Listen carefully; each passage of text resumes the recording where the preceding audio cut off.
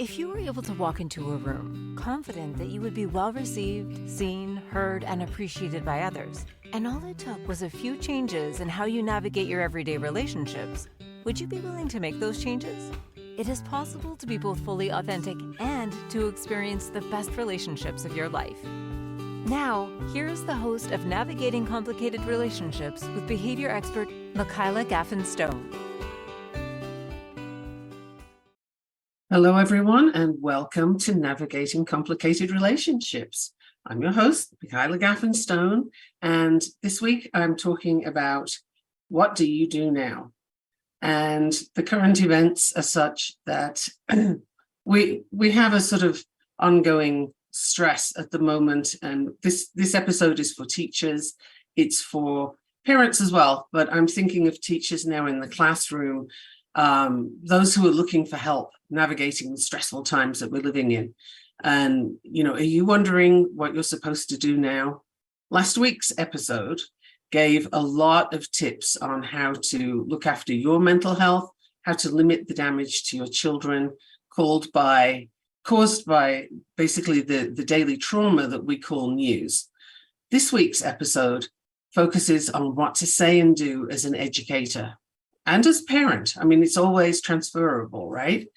But there's nothing untold or unshown in the news. And a lot of the more awful propaganda is actually untrue as well.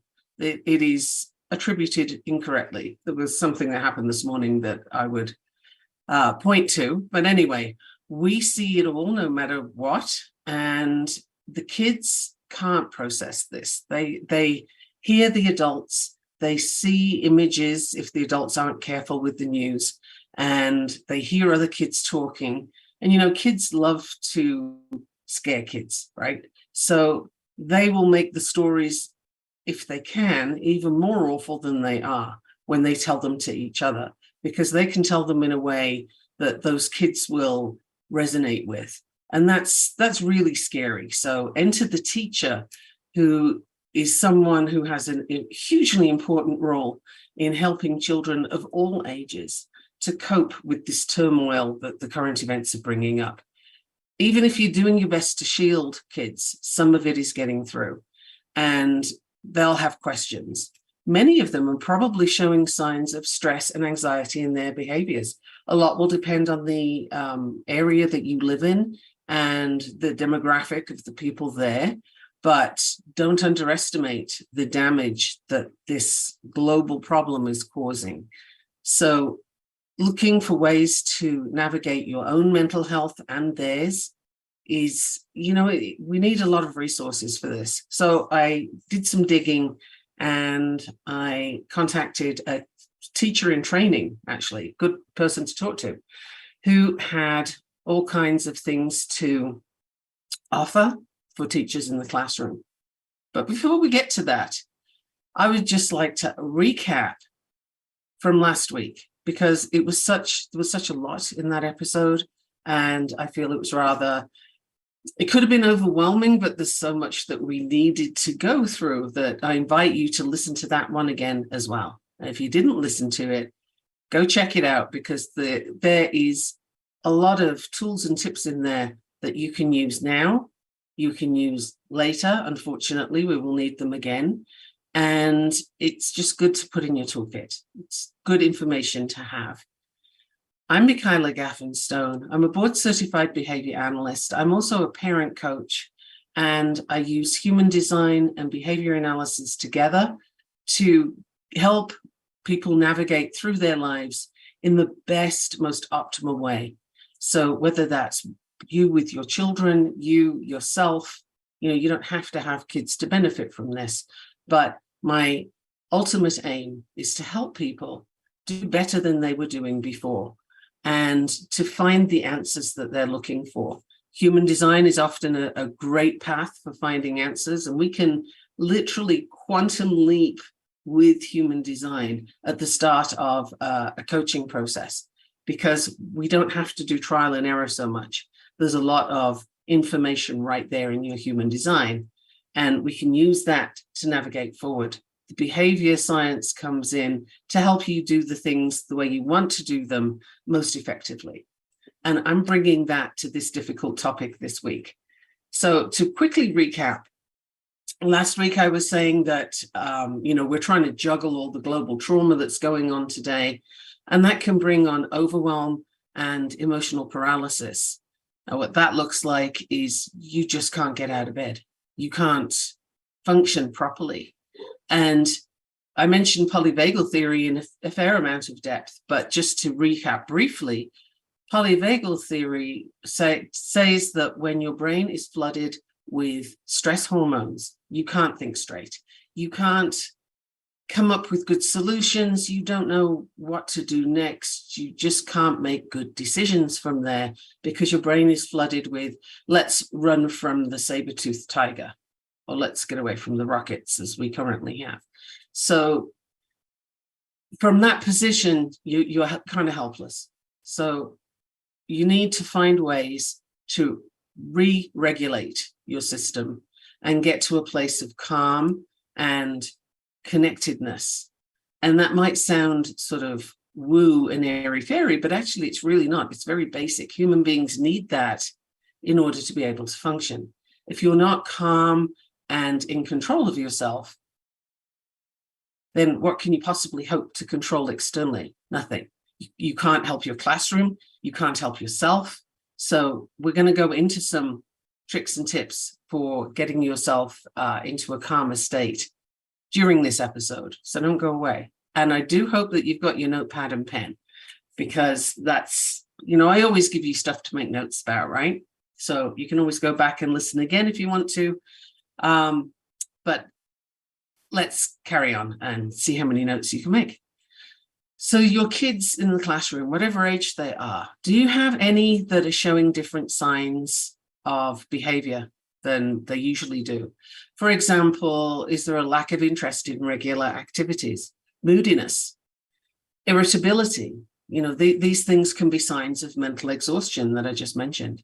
It can lead to depression. And certainly a lot of kids will be exhibiting anxiety, particularly if they belong to specific demographics that are being targeted right now in this global violence. So if you're finding yourself as a teacher being easily triggered or bothered by things that don't normally bother you, that is also a sign that things are getting to you and you need to take care of yourself. You need to set boundaries so that you don't let people into your space that are not there to help you. And that includes news and information as well, because, your brain does not know the difference between what is actually happening to you and what you're imagining or what you're seeing. It is all the same as far as the brain's concerned, and it will respond with a release of hormones that's trying to get you out of trouble. So, be aware. You need to limit how much of that is impacting you.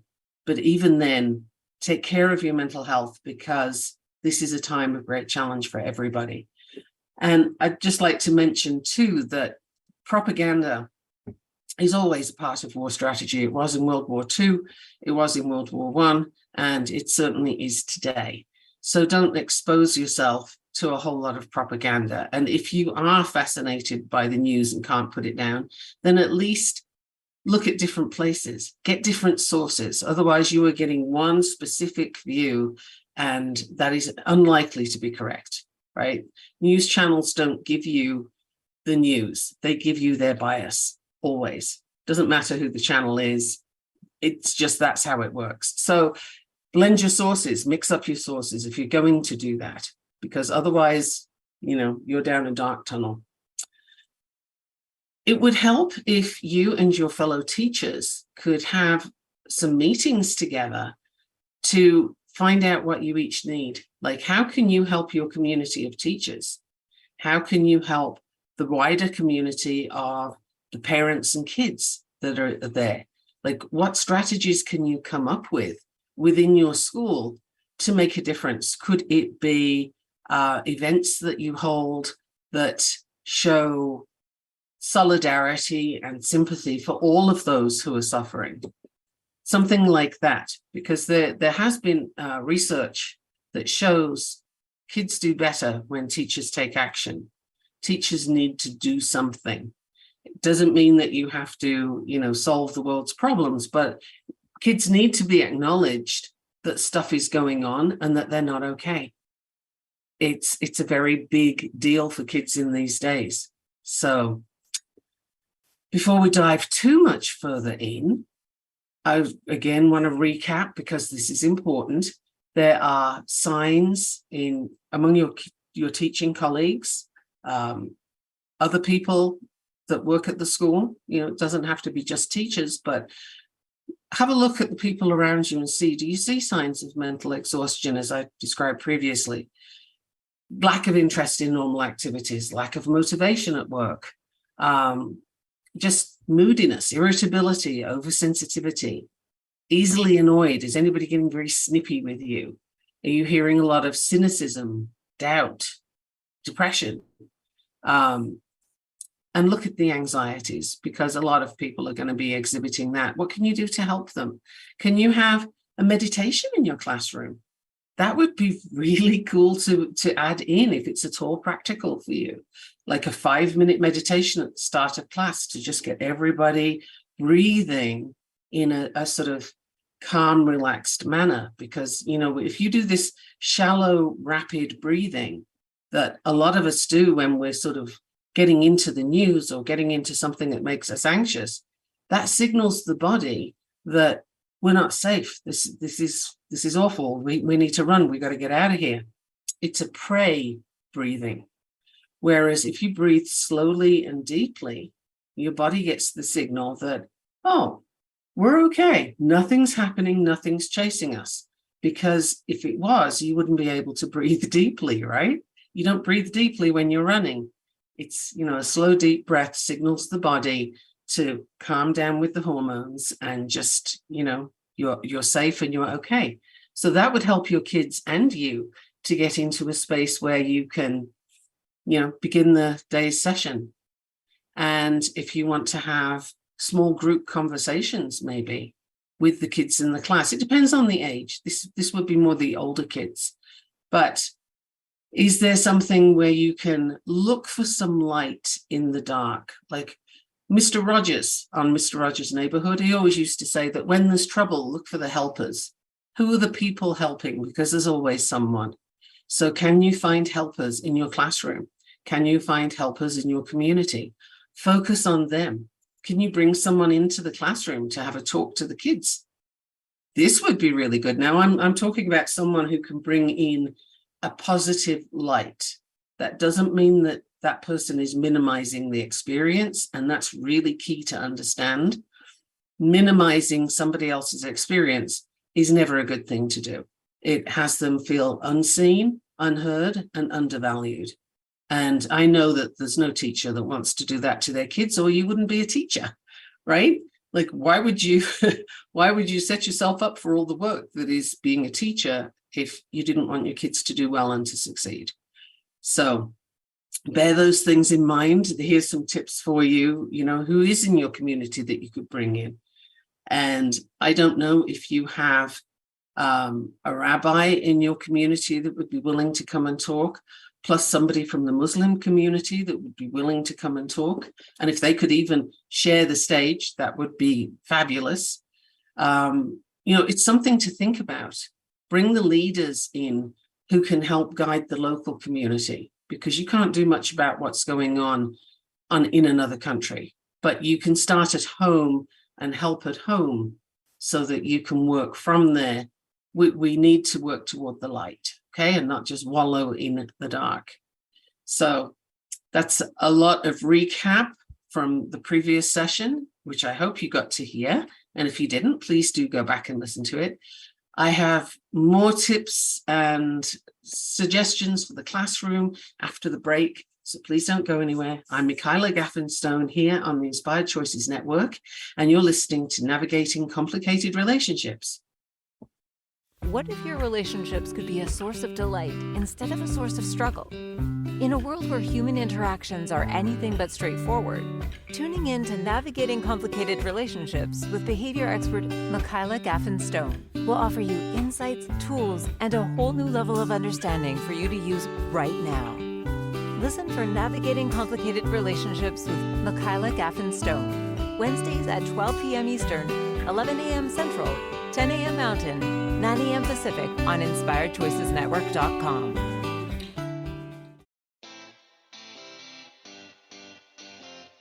Are you a subject matter expert? Are you here to share your expertise with an audience waiting to hear from you in only the way you can deliver? Are you ready to have your voice amplified across the airwaves?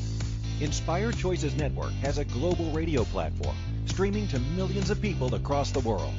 Professionally produced and supported by an accomplished team every step of the way, you can broadcast from anywhere in the world, knowing your voice matters, and we ensure it is delivered with ease and efficiency. Eager to hear your message, the world awaits. Contact us today to become an Inspired Choices Network radio host. Email become a host at inspiredchoicesnetwork.com. This is Navigating Complicated Relationships with Michaela Gaffen. To participate in the program, join the live studio audience in our chat room at inspiredchoicesnetwork.com. You can also send an email to mickey@gaffenstone.com. Now back to the program. Welcome back to part 2, I guess. I don't usually call it that, but we can call it that today, of Navigating Complicated Relationships. And it's, so what do you do now? All this news is out there. Kids are responding or reacting. Can we get them to a place of responding? That's another thing with getting into a calm and connected state. If you are dysregulated and you're very upset, you've got the hormones flooding your brain saying, run, then you're dysregulated and you're reacting. You're not responding. Reaction doesn't require thought. It's a quick fire reaction. That's the word I'm going to have to use. So when we react, we don't think. And when we don't think, sometimes we can say things that will cause hurt to other people. I've experienced this myself recently, where somebody was not at all thinking about what they were saying, and they said some very hurtful things.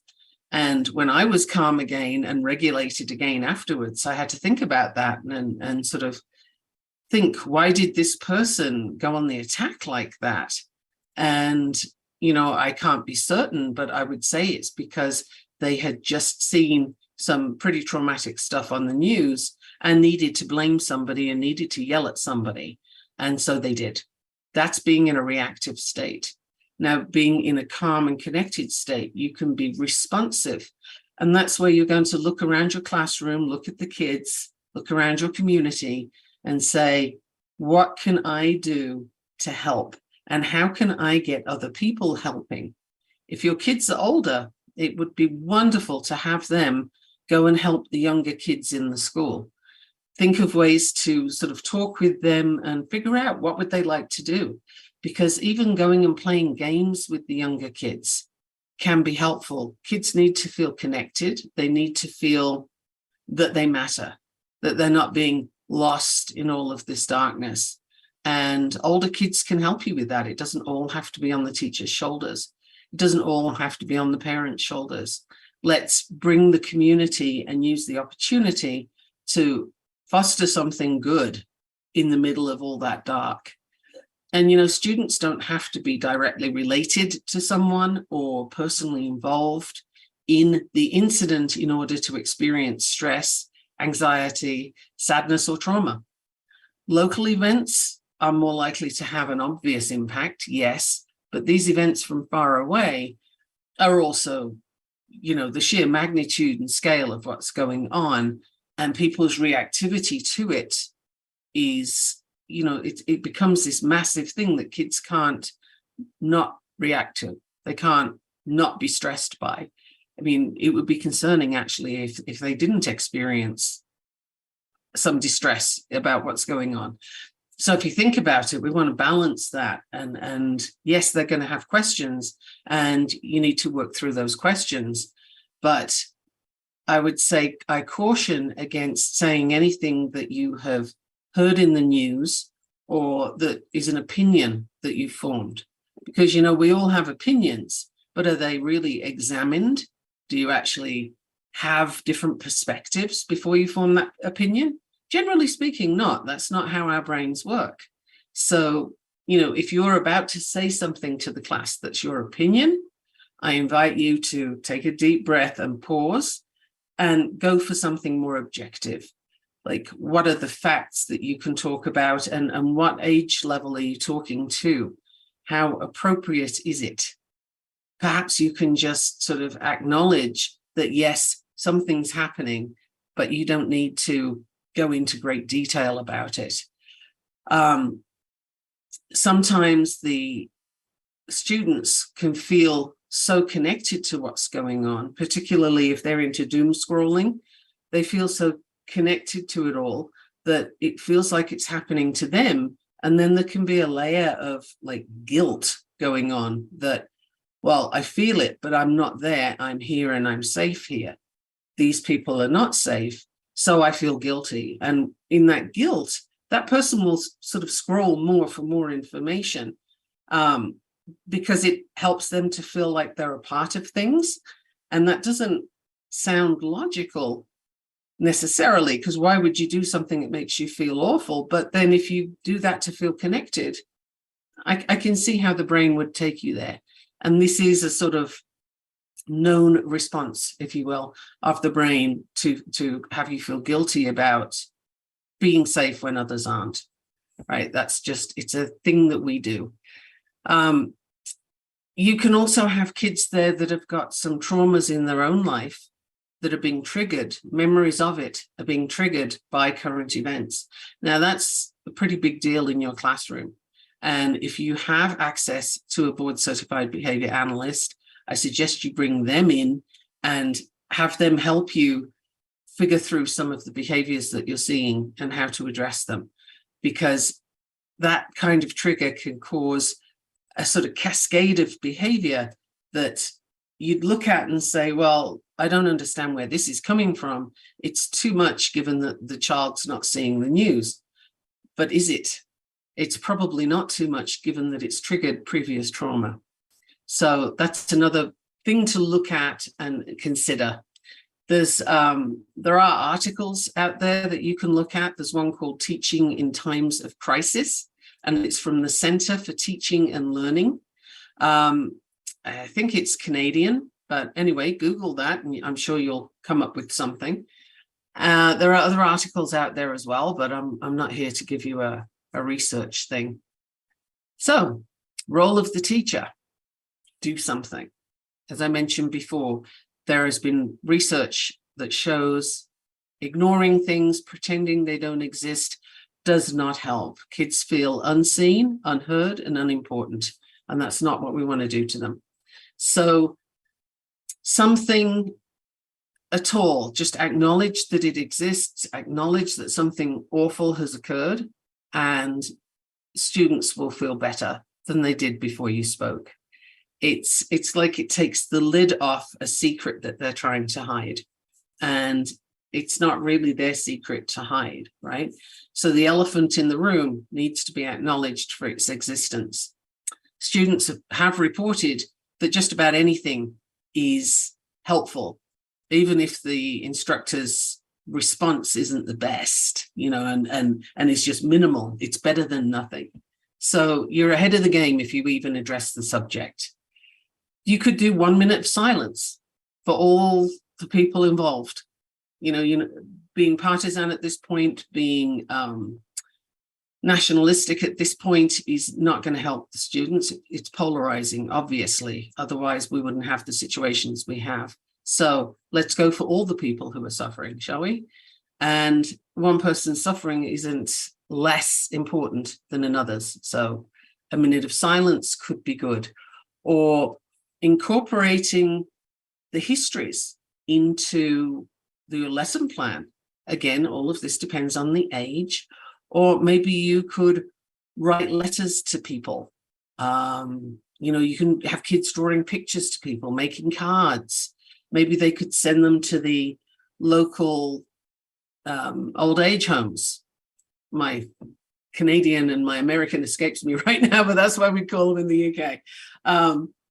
Yeah, maybe they can do something there to help those people feel a bit better. Like taking some action would be good. The most problematic response you can have is no response, just not acknowledging that the crisis has occurred.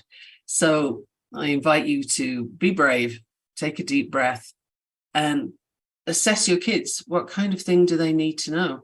Now, some people are likely to say, well, it doesn't affect my community. Nobody's paying attention. Nobody's listening. Perhaps they should be. Maybe they should be paying attention.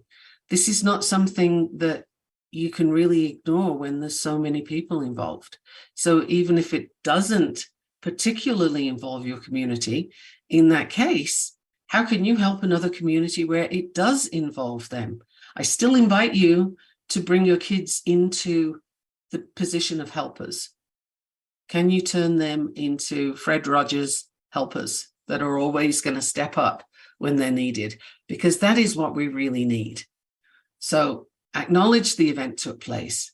Research and educate yourself to know the context of what's going on. And if you don't know it, it's perfectly fine and preferable for you to acknowledge that. I've seen a lot of people making comments and sounding off on subjects that it's pretty clear they don't know what they're talking about. Because if you do know the context, it's glaringly obvious when somebody doesn't. So I would say, don't pretend. If you don't know it, research. And if you don't want to research, or you've researched and you still don't get it, okay, just say so. But it's a current event. So how far do you want to go with that? Share resources and information. If you have something that's really useful that you can pass to somebody else, do that. If you think somebody else might have something, do that. Like maybe, again, I mentioned earlier the rabbi and the leader from the Muslim community. If you contact those communities and ask them, what do you have that we can help our students with? If they can come and talk, great. But if they can't, do they have any resources to point you to? Do they have any suggestions for topics or ways that you can handle this to promote people's feelings of safety and being okay? We don't want to foster fighting kind of thoughts. There's plenty of that out there. But, where can you get some resources from outside? And take your time. Don't rush through the topic. It's a long-standing problem. It's something that affects all of humanity at some point. There are other countries that have problems. Ukraine and Russia didn't go away. They're still suffering over there too. So maybe you can bring that in. Again, assess your kids. How are they doing mentally? Is their resilience good? Can they handle you doing that? I'm not saying let's just throw the whole pot in there and make it all terrible, but what can your kids handle? And what can they do to help when you bring something in? Because feeling that you can take action is the best thing you can do for somebody. Last week when I did my podcast episode and I was talking about ways to minimize trauma for people who are witnessing what's going on, that helped me to be able to put that out to help you. So again, I'm doing it this week because this is helping me to hopefully help you. How can you pass that on? Because that's what human beings are here for. We are intrinsically here to help each other. That's the purpose, whether you like it or not. So, you may be grumpy and I don't like people and I want to stay in my cave. Okay, but that's not what we're here for. So how are you going to help your community and who can you talk to? It's already time for another break. Holy smokes. So I'm going to have another drink of my cacao. Yes, that's what's in my mug. And I will see you in just a moment here on Inspired Choices Network, Navigating Complicated Relationships. And boy, this is complicated. See you in a minute. Don't go away.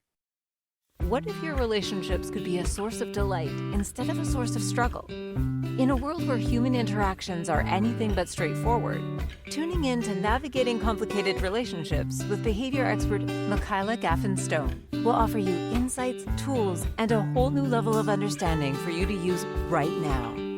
Listen for Navigating Complicated Relationships with Michaela Gaffen Wednesdays at 12 p.m. Eastern, 11 a.m. Central, 10 a.m. Mountain, 9 a.m. Pacific on InspiredChoicesNetwork.com.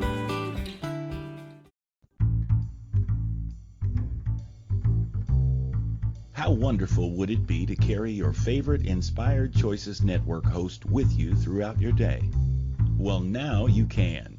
Inspired Choices Network now has its very own mobile app. Our free app offers live streaming shows, along with thousands of podcasts and TV episodes. Our shows cover a wide variety of topics. Whether you're waking up with us, carrying us through the day, and taking us to bed with you, we're always here for you to enjoy. We're easy to find. Just search for Inspired Choices Network in the Apple App Store or Google Play Store. This is Navigating Complicated Relationships with Michaela Gaffen. To participate in the program, join the live studio audience in our chat room at InspiredChoicesNetwork.com. You can also send an email to mickey@gaffenstone.com. Now back to the program. Welcome back, everyone. And I'm delighted you're still here. Thank you for hanging in with me. I am talking mostly to teachers today and somewhat to parents and also adults that don't have kids, because this basically affects everybody right now. Current events are current for everyone.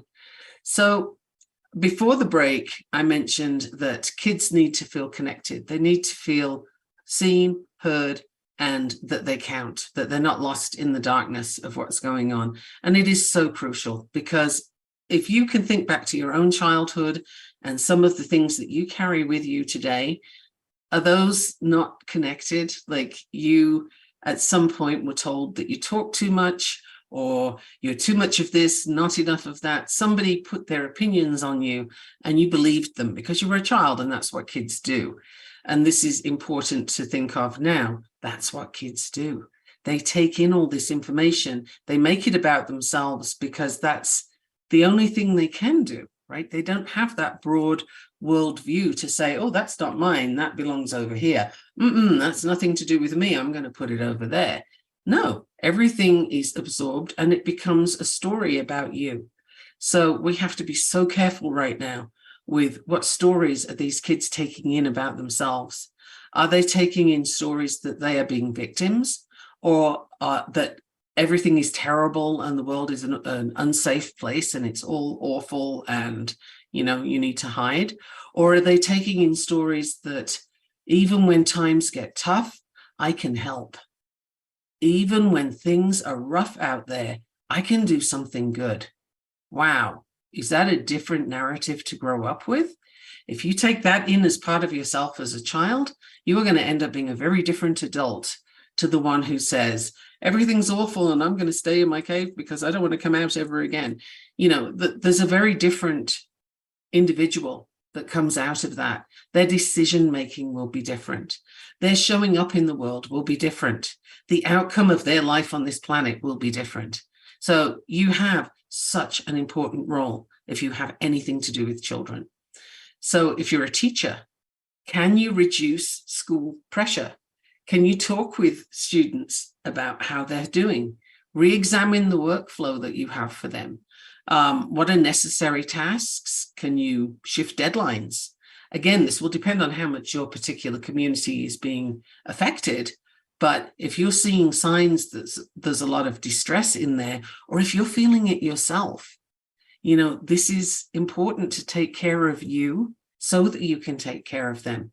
So is it possible for you to reduce that workflow a little bit, or give people some grace on this, including yourself? You got to understand that while we're in a state of trauma response, neural functioning is not at its peak, meaning these kids are not going to be able to do their best work, right? I'm sure you knew that, but I want to make sure anybody who's not a teacher and not a parent also knows that. So, varying degrees of intensity can come out of that trauma response. And accommodations may or may not be a good option for some students. So learn about that. What can you do to help them? Do they need more time? Do they just need to not do a particular task? Can you create a safe space? And let me just define that. But a safe space where students can feel safe to express their own perspectives and beliefs. Now, here's the thing. We often take the word safe to mean non-confrontational, non-controversial, non-challenging, right? That's not safe, that's limp. That's just, it's artificial, and, everybody is triggered by everything, and et cetera, and it's a nonsense. It takes things too far. A safe space is where somebody feels that they can express their opinion respectfully without being shot down by the others, without getting into trouble because they don't agree with everyone else. And I have found that some places, there's a country I'm not going to name right now, that prides itself on being very warm, friendly, and, safe space for everybody, but they're not. They're safe for some and not for others. So make sure your classroom is not like that. Your classroom needs to be safe for everybody to express their perspectives, their beliefs, and maybe examine them and sort of say, well, where did you come by that? Why do you think it that way? What's your information? Not in a challenging way, but coming from curiosity. Let's understand where we all are. This is something you can do in the classroom that is better than any learning from a book that you're going to get today. So really working through where kids are coming from, and you can identify unexamined beliefs. You can identify where propaganda has snuck in and made its mark, and maybe look at that, shine a light on it, and just sort of, well, how did you come up with that? Where did you hear it? Or why do you think it? Where did it come from? Again, not in a place of you're not allowed to think that way, because those places are safe for some and not for others. And that is so unhelpful. I can't use the words on a public forum, but don't do that, please. So if you're going to have kids sharing their perspectives and beliefs, examine your own perspectives and beliefs and your own emotional responses, and maybe how your politics influence how you teach and interact your kids. We're all human, and we all bring all of our parts to the table, right? So I'm not getting down on anybody here. I'm trying to shine a light on the different things that we bring that we might not even be conscious of, right? We all have our perspectives. That's kind of what the brain does, is it gives you a lot of viewpoints. But now is a great time to examine some of those more fiery viewpoints or more depressive viewpoints. Really look at them. Is it true? Or is it just something that I heard and everybody else seemed to believe it? You don't have to believe the same thing as everybody else, and neither do your kids. So again, as the teacher, you're in such a powerful position right now, and it's such a responsible position that I would love for you to really sit down and brainstorm with the other teachers and find out, how can you help those kids? Consider how long talking about it would take. Acknowledge nonverbal communication, like the body language that you're seeing. Can you have community agreements within your classroom on how kids are going to interact with each other, how they're going to behave? That's one of those things toward creating a safe space. And it doesn't mean nobody can say X, Y, Z because that upsets me, because that's taking it to the nth degree, and it's a sort of choked political correctness. Being respectful is one thing. Taking it to the point where you're afraid to speak is a whole other, and it becomes a problem in itself. Can you teach your kids empathetic listening? Wow. Active listening. Wow. People usually listen to respond, right? They're not really taking in the content of what's being said. Superficially, yes, but it's more a case of, okay, all right, I got you. Now listen, I have to tell you this thing before I forget it. Or yes, but this is important. I have to tell you this thing. You didn't hear what that person was saying. You didn't receive what that person was saying when you're in that place of listening to respond. So can you teach that to the kids? That they take a pause before answering, maybe. That they don't listen to respond, but they actually get some input from the other person. Because, people do better when they feel that they're being seen and heard. Every single human being on this planet does better under those conditions. So can we have students give that to each other and you demonstrate it for them? Can you acknowledge your own sort of distress, if you will, to the kids? Doesn't mean cry all over them. I'm just saying, can you let them know that you too feel this and how it's affected you, maybe a little bit. You don't want to go into the whole personal detail, but it's more a case of modeling for them that vulnerability is a strength and that acknowledging how you feel is safe in this environment. You lead the way. You are the leader. You're the teacher, right? And if you're doing this at home, again, you're the parent. So you're the leader in that household. I invite you to step up and really use this time as an opportunity. Can you imagine I'm using that word right now? But use it as an opportunity to really teach your kids some vital skills that people are clearly missing right now. Empathetic listening, active listening. Can you balance the power in the classroom? Again, this is part of making a safe environment. So you don't have one group of kids strutting around like they own the place and another group hiding in the corner. Now, you might be wondering, where does that ever happen? I've seen it. It can be a thing. And if it's not in your classroom, then I congratulate you for not having that issue right now. That's fantastic. And continue to support your kids, even when things are less in the news. A year ago, Ukraine was all in the news and everybody was upset. Now you don't hear about it so much, but it's still there and it's still happening. Continue to support those kids who are feeling it, who are connected to it in some way, who hear about it. Maybe they have relatives involved. Do you know? Maybe they have friends involved. Friends of relatives. There's all kinds of connections that there could be. Do you know? Maybe that's something to find out from your kids. So from the moment you wake up in the morning to the moment you go to bed at night, right now you need to take care of you and look at ways to turn that outside and take care of others.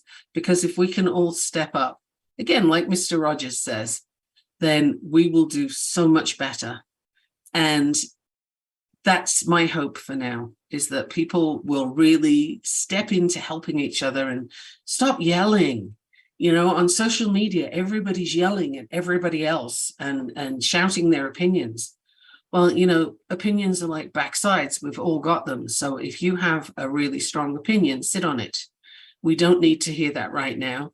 It's not helpful. So please keep it to yourself. Now, again, I do coaching with people using human design, behavior analysis. I work with kids. I work with parents. And I work with people who are breaking trauma cycles. So if any of this is you, if you just feel the need to talk to someone, if you would like to be seen and heard, I am here for you. And you can contact me at mickey@gaffenstone.com. That's MIKKI @Gaffen, GAFFEN, stone.com. That's still my email. My website is gaffenstone.com. And you can find me through there too. And you can learn a bit more about who I am looking at that. So I invite you to get in touch with me. I invite you to get in touch with the leaders in your community and see who can help, who can come in and talk to your kids, who can come in and talk to you and give you some support. And can you rely on the other teachers for some support? How amazing would that be if we could all get some solidarity and some, cohesiveness as a community? COVID kind of fractured everybody and had everybody hiding in their homes and, keeping distance. This is another major world trauma that we can bring everybody together with. So try looking at it from that perspective. And I would love to know any questions you have, any concerns that you have, anything constructive that you would like to add. I'm not interested in anything destructive. That's just a matter of course. So please do get in touch with me. Send me your questions. I'm on social media. You can get me by email. You can find my website. Thank you so much for listening today. And I will see you next week when we talk about dyslexia, decoding dyslexia. Woo, that's going to be a big topic too. What if your relationships could be a source of delight instead of a source of struggle? In a world where human interactions are anything but straightforward, tuning in to Navigating Complicated Relationships with behavior expert Michaela Gaffen will offer you insights, tools, and a whole new level of understanding for you to use right now. Listen for Navigating Complicated Relationships with Michaela Gaffen Wednesdays at 12 p.m. Eastern, 11 a.m. Central, 10 a.m. Mountain, 9 a.m. Pacific on InspiredChoicesNetwork.com. This is Navigating Complicated Relationships with Michaela Gaffen. To participate in the program, join the live studio audience in our chat room at InspiredChoicesNetwork.com. You can also send an email to mickey@gaffenstone.com. Now back to the program. Okay, I have to confess right away. Did I think I was at the end of my show? Yes, I did. Oh my goodness. That shows you what happens when somebody's working under some stress, right? And the brain just isn't quite firing the way it needs to. My goodness. So I'm glad you're still here if you're still here. And if you've disappeared off into next week, well, okay, I'll see you then too. So I mentioned that next week's topic is going to be dyslexia, and I found this wonderful resource that I'm going to summarize and present for you so that you can discover what the early signs of dyslexia are and which groups which groups of signs are things to pay attention to. And some of that can get a little fuzzy when you've got kids who are also reacting or responding to current events, right? So that brings us straight back to that. In your classroom, I mentioned that you could do some meditation of some sort. You can just use something from YouTube. That's fine, just a calm sort of meditation that's already there. Or you could play some soothing sounds, like if the kids like the sound of wind in the trees or a babbling brook, although honestly, if you have little kids, they're probably going to all run out to the bathroom. I used to teach Montessori, so I know this. But if you have a soothing sound that doesn't have words, you can have kids take turns to lead the rest of the class through a meditation and get them to practice it first. Don't just put Johnny on the spot, because that's kind of stress creating and we don't want to do that. But can you make your classroom into a quiet environment where everybody sort of starts doing the deep intentional breathing, and then maybe you can lead the first meditation and have the kids notice how their breath feels in their body. And, there might be some giggles, and you can just acknowledge that and say, yeah, I hear some giggles in the classroom. Let them just pass by. They can go out the door now and keep doing your deep breathing. So keep bringing them back. Meditation is often misunderstood, particularly in the West. It's not a case of not having any thoughts and you just sit there and you're completely blank, or you sit there, and that's it. Our minds can't do that. Minds are continually throwing stuff at you. And when you've got a lot of stress and tension going on, that doesn't stop. That's constant.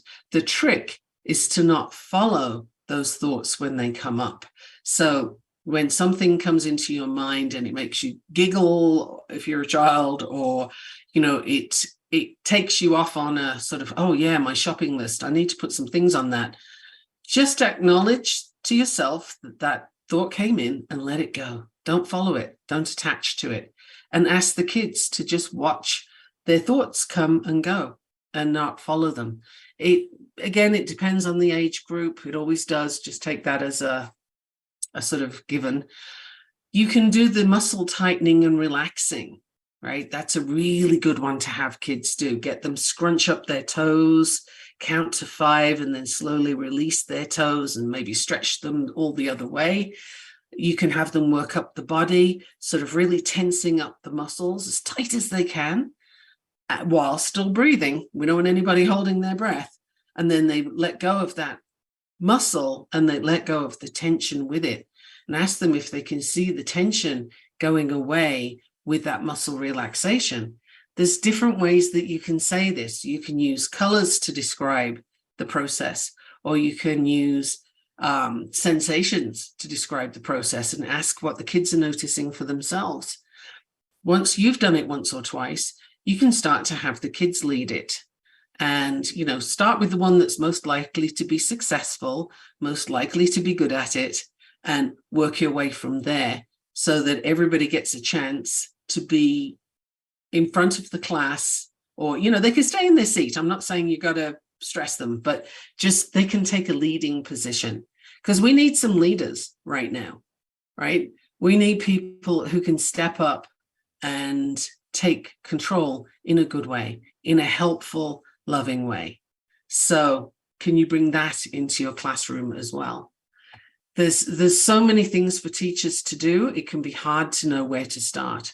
So your age group is going to be the first thing that you need to consider, and then ask them what do they need? What do they feel would be beneficial for them to do? You might be surprised by what the kids can come up with. Let them know that you're looking to them to give you some help, some helpful information. What classroom could they go and help in? What community could they go and help in? Can you organize something to go to care of the elderly home and do something there that's really helpful, particularly around the holidays? Can you imagine when Thanksgiving comes up, which isn't that far away if you're in the US? Well, people are going to have a lot of trauma around that, particularly if they have an empty seat or if they know somebody that does. So these are things that, be prepared for that, because when Thanksgiving comes to the classroom, it's not all turkey. There are so many other things that could come up at that time. And if you're the teacher, you want to be prepared. So this whole process right now is your opportunity to get more into your toolkit so that you can help the kids, and even more importantly, help the kids help kids. Help the kids help their parents when they get home. What can they do that would be, beneficial for the parents, that would really surprise and delight them? We could all use with some surprise and delight right now, couldn't we?